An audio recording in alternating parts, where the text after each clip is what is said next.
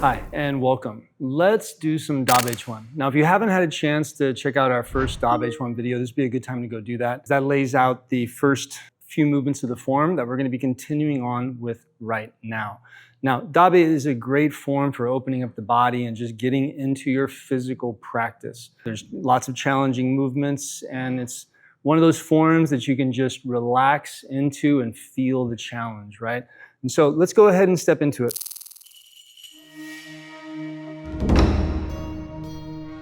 Now, the last move that we worked on was vanquishing the dragon, which is no easy move. It's this really big one-legged position that we're going to lift up into a one-legged balance, okay? So from there, the next move we're going to go into is Tuo Ta Ying Men. It means to lift the pagoda and open the door, or open the gate, or welcome people through the gate. And it's kind of funny, actually, how we welcome people through the gate in this move.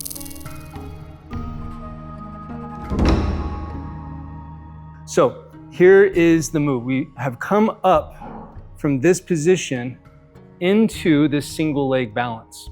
Now we're going to use a double step to shift our feet.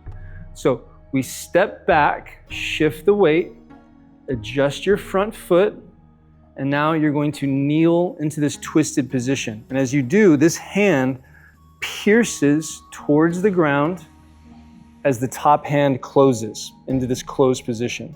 And then open your wings, nice and wide. So here's us getting ready for supporting the pagoda. The hands then go down, and you're gonna turn. So turn from center, drill the feet, drill the feet, drill the feet, and then the hands come into San Cha and sword fingers. And now it's time to lift the pagoda, okay? So we stand up, drilling the feet, bringing the hand over the head, left hand to the hip. And there, we supported and lifted the pagoda. And now it's time to welcome the door, Ying Men. Okay, so we lower, and then you're gonna do a front push kick. Welcome, right? That's the welcome to the door. So we're gonna do that, and after we do that, we let it naturally swing back and root, okay? So now we're here, arms extended, and you release the hands. Actually, don't release the hands yet. Put them down, turn, and as you start to go down, release the hands, okay? And we lift up and drop, okay? So that's a lot, and it's going to push your strength in your legs and your balance and your focus. So it's important to remember that in the Bei, the moves, they're not really just one move, right? It's a form, it's an intention. And so that one form or intention might have several movements to it. So once again, from here, in vanquishing the dragon, finishing position. So the leg goes behind, you're gonna adjust and pierce and lower. Open, press down, keep a nice squeeze into the body. Drill, drill, San Cha and sword fingers. Lift the pagoda. Welcome at the door. And then the leg goes down and connects. Turn, sit into the back of the stance, follow the sword fingers and release. Float and stabilize. Okay, now next movement, Enan Bai Fo. It's Ananda bows to the Buddha. So from here, we turn, step up,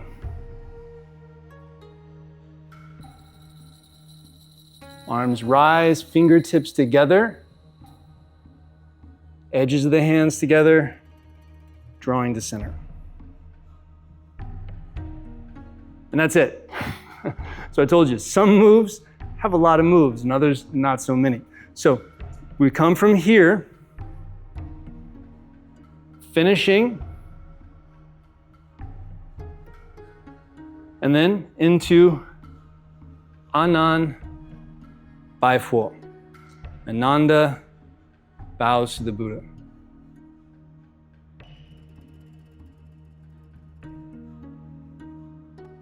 All right, so the next movement is Qing Long Chu Shui. Green dragon emerges from the water. So it begins with changing palms 3 times. So the left arm lifts as the right arm drops, and you're just gonna do revolving palms. So there's 1, 2, 3, okay? There's a move like this in Chen style as well. So this first changing, high and low, there's the first change. 1, 2, 3. And then from here, we're going to sweep the arms, press down, change the weight, and lift. The hands change and connect down to the ground, opening, and then find the reach between the arms and this extension between the legs. Follow it, float it, and settle it down. Qing Long Chu Shui. Dragon emerges from the water. So again, it begins after Anan Bai Quan. Ananda bows to the Buddha, and then begins with changing palms 3 times. So 1, 2, 3. Sweep to the side and down. Lift up. Change the hands. Root the heel. Open. Lift, lower, and stabilize. Okay, last movement we're going to work on today. Really great one. It's called Ye Cha Tan Hai. The translation is Yaksha plumbs the depths. Yaksha is one of the Buddha's bodyguards, okay, in the stories. And so Tan Hai means to like plumb the depth, to check how deep something is, right? So here we go. So from this position, the back hand tucks in, palm to waist, and it rubs across the waist as the left hand curves in. The arms change, and you begin to lean back and change the feet, open the arms. And then the arms are going to weave together as you change and press over the head. And then you're going to use the drawing between the hands and the legs to lift. And so you want to be a little askew, okay? And sort of leaning out into position. And that's Yaksha Tan Hai, plumbs the depth, okay? And back down. So let's look at this again from here. Okay, rub the waist, lean forward. Open, lean back, close, lean forward, lift, Tan Hai. Okay, so some fun, challenging moves to work with, right? They just require intention, mindfulness, and repetition, and you'll get them. So let's go through that sequence that we just built out today. So we're going to start from this position right here, finishing from Vanquish the Dragon. So going into Tuota Ingmen, lifting the pagoda, welcoming at the door. So reach behind, change the feet, sink, open, close.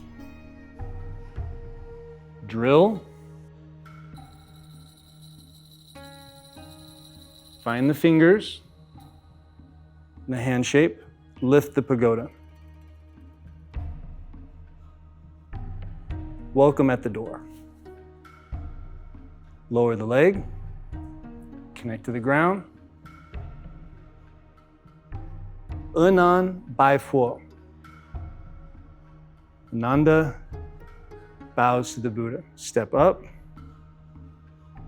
Fingertips together, drawing palms down. Changing palm 3 times.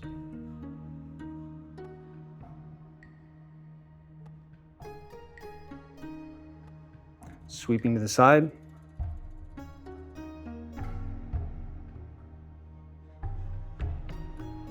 Change the hands. Ground the foot. Qing Long Chu Shui. Dragon emerges from the depths, emerges from the water. Ye Cha Tan Hai. Yaksha plumbs the depths.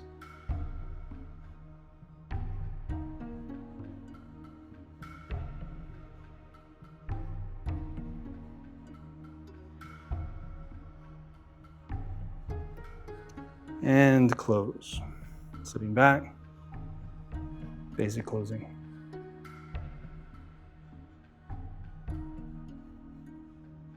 All right, so there's the next part of the Bei Quan. It's a great form.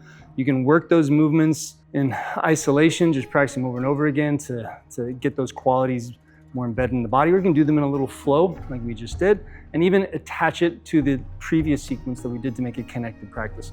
But where you're gonna get a lot of the initial benefit is in a little bit of repetition of 1, 2, or possibly 3 movement chains. So you might know 7 or 8 movements, and doing all 7 or 8 movements in a row is gonna be a good quality practice.